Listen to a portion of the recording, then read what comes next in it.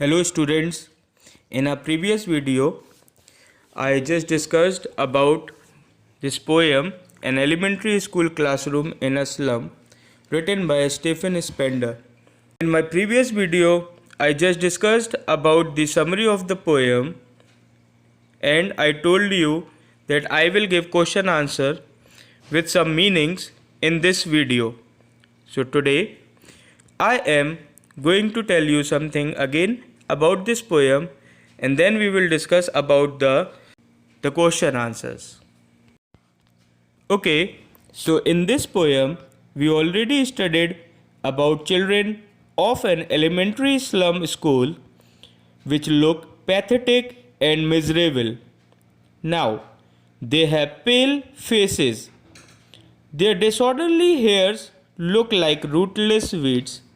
So students, in this poem you must have seen in my previous video also that the children in the slum, they used to have stunted figures with twisted bones inheriting diseases of their parents.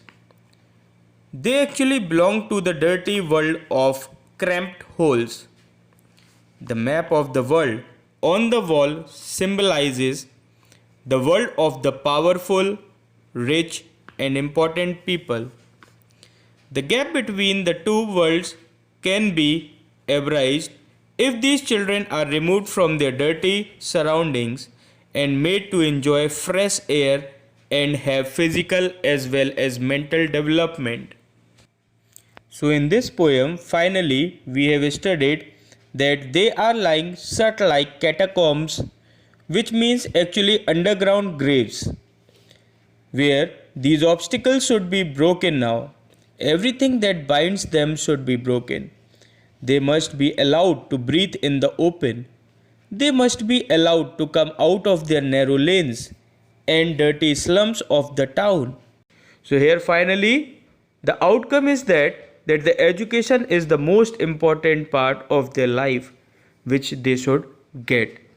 So okay, now we will discuss about few extract based question answers and then we will come to the short answer type questions and then long answer type questions. Okay, so now let's begin with the question answers. Now this is our first extract. Far, far from gusty waves, these children faces, like rootless weeds, the hair torn around their pallor, the tall girl with her wig down head, the paper-seeming boy with rat's eyes. So first, we will have the meanings and then the questions related to this stanza. So here, the first word is gusty, which means a rush of wind, which means full of energy. Weeds, unwanted plants. Pallor, unhealthy or pale appearance. Stunted, it means underdeveloped. Okay, so now related to this stanza, where do you think are these children sitting?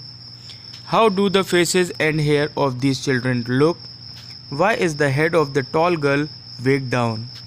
What do you understand by the paper-seeming boy with rat's eyes? So now, the answers are as following.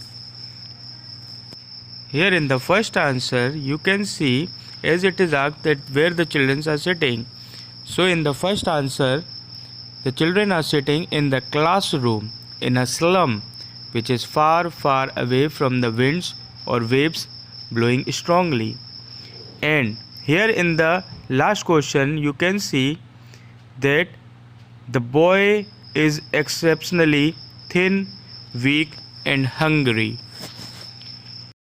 So like this students, other stanzas are also given over here. So read the stanzas properly and then continue with the questions which are asked in this video.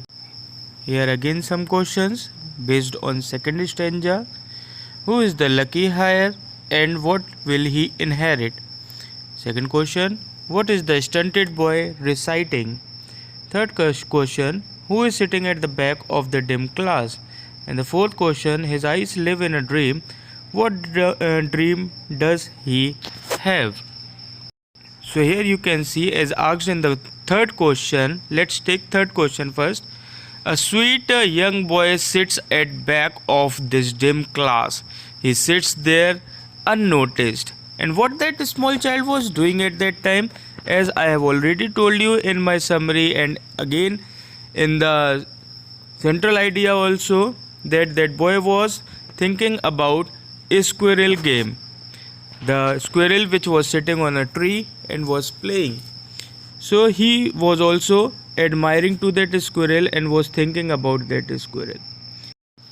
Now in third stanza, as you can see, few typical words are given over here. That is Nal, Tyrole's Valley, Capes and Wicked.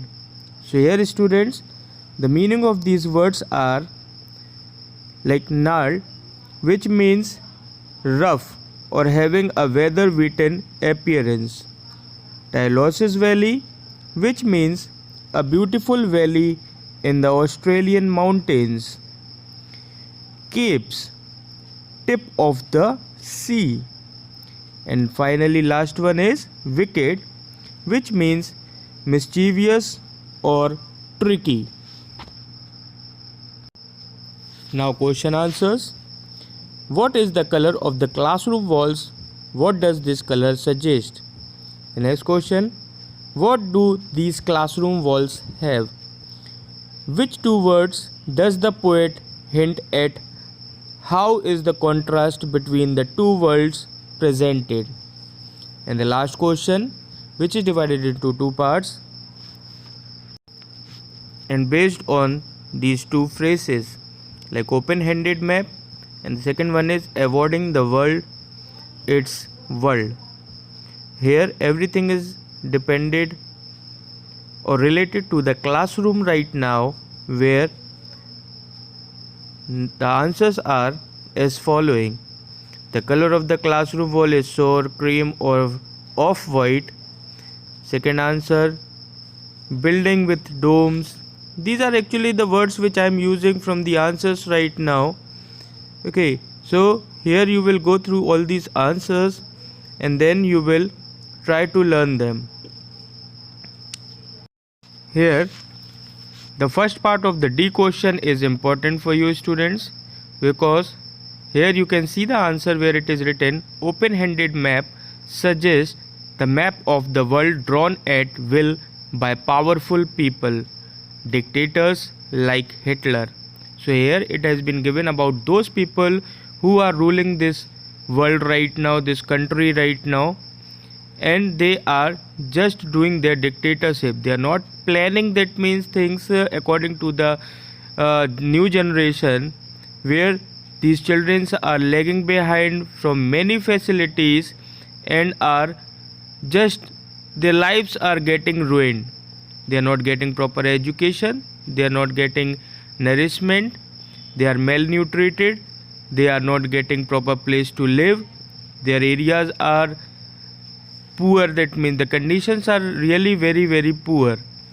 Now here the fifth stanza speaks about William Shakespeare, the map of the world, and many things where children are lagging behind, where they are asked to steal. Here you can see at the last in the stanza where it has been given from fog to endless night. So that means their future is in darkness right now.